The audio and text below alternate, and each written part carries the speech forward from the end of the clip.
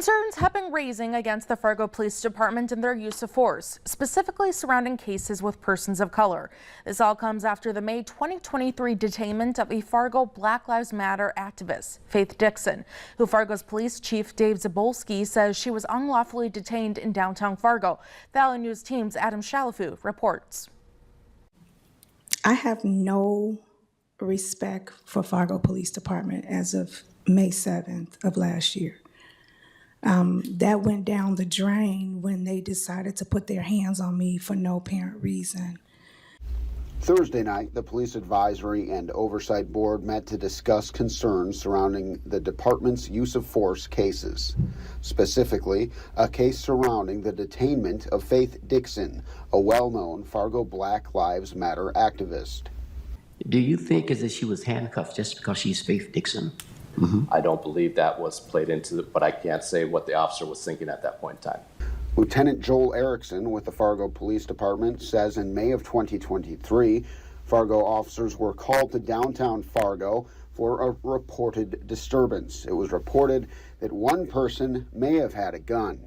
When officers arrived, a woman told police that Dixon was involved in the assault, so she was detained. Faith, can you put your hands behind your back for me? What? You're detained right now. Why am I being detained? For what? For assault. Assault? What are you talking about? Through further investigation, it was later determined that Dixon and her husband were just walking by when they came across the disturbance and offered their help.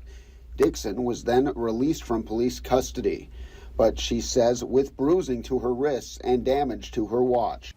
I'm having a big issue since January myself with how much damage an officer can do to innocent civilians by using substantial force. Civilians can be arrested, they can be jailed, and no one loses their job. Fargo Police Chief Dave Zabolski agrees, adding that Dixon should have never been detained.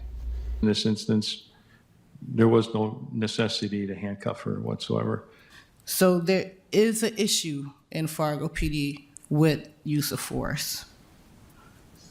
Unfortunately, most of the cases are with persons of color. Dixon says she wants a public apology from the Fargo Police Department and justice. In Fargo, Adam Shalafu, Valley News Live. Dixon also said in last night's meeting that she filed a complaint against the officer 9 months after it happened. That's because she was in communication with her lawyer and was not allowed to talk about it.